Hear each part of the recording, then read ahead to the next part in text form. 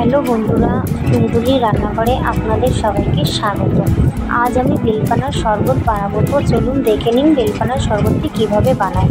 প্রথমে বেলটিকে ভেঙে নিলাম। বেলের ভেতরের যে অংশটি সেটিকে চামচের সাহায্যে বার করে একটি পাত্রের মধ্যে রেখে দিই।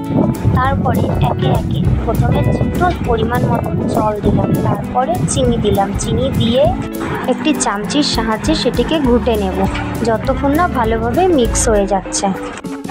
তারপরে বেলের শরবতের মধ্যে যে আঁশ দানা রয়েছে সেগুলোকে ছাঁকনির সাহায্যে একটি পরিষ্কার গ্লাসের মধ্যে ঢেলে নেব। তাহলেই আমাদের শরবত রেডি। আপনারা চাইলে বরফ দিয়ে খেতে পারেন, আমি বরফ দিইনি।